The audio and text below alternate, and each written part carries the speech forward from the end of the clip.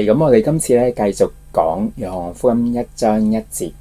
咁咧上次都提到喺耶和華見證人聖經入邊咧，約翰福音1章1節話：最初就有話語，話語跟上帝同在，話語是個神。再一次提醒大家咧，喺我哋常用嘅聖經和合本啊、和合本修訂版嘅時候咧，本身有上帝版有神版，我哋會習慣上面咧，神同上帝係可以互換咁樣去講，係表達緊同一位獨一真神嘅意思。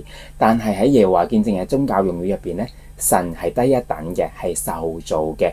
撒旦可以稱為神，耶穌基督可以稱為神，甚至人類嘅審判官等等咧，天使咧都可以稱為神。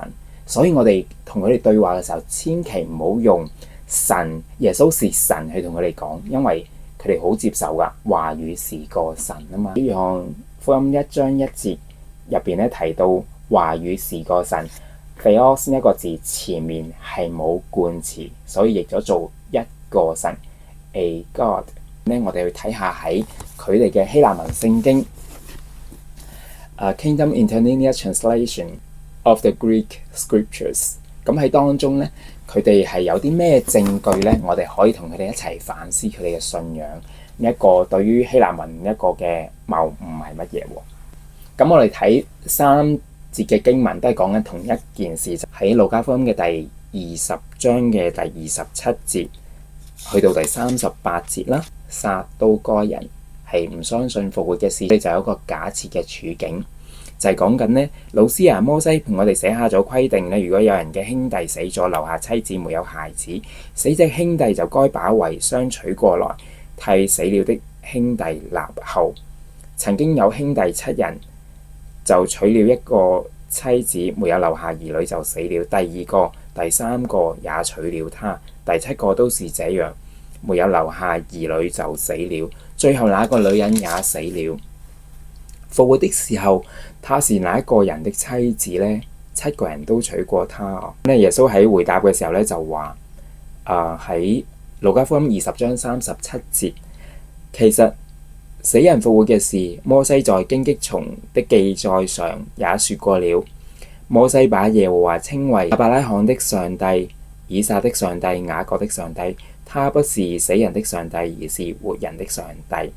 路加福音20章38節 ，He is a God， 希臘文係 Theos Deo Gestin。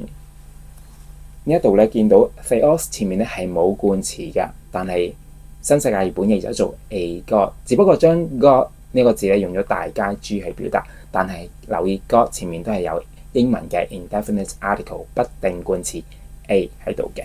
馬可福音嘅第12章同一個事件入邊咧，耶穌咁樣回答嘅12章27節。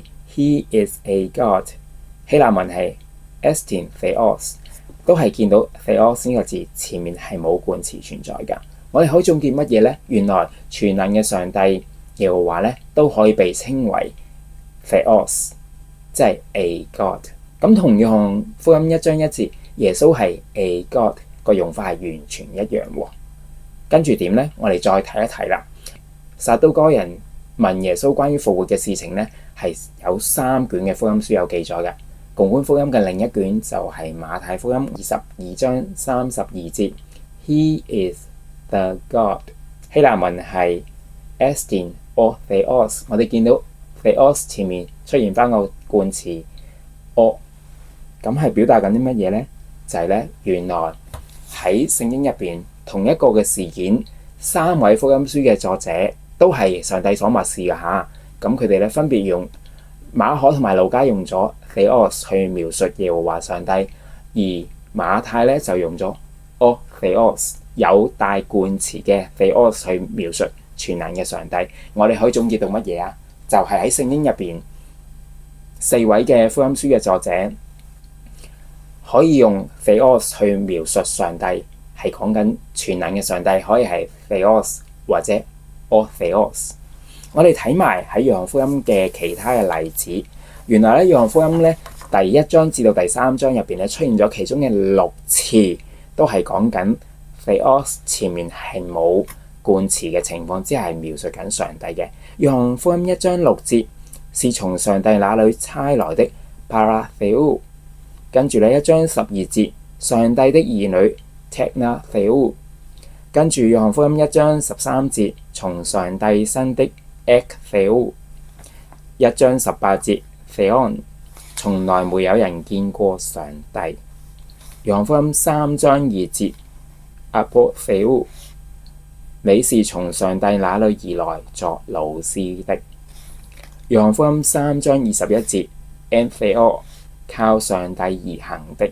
好，我哋總結一次4卷嘅福音書，馬太、馬可、路加、約翰，不約而同地將 Theos 或者 Theos 嘅其他形式冇冠詞嘅情況之下加喺耶和華上帝身上，而同時亦都證明到咧係互通嘅。喺冇冠詞嘅情況之下，其實表達緊耶和華上帝有話語 Theos 嘅時候咧，其實呢個 Theos 都可以解作全能嘅上帝。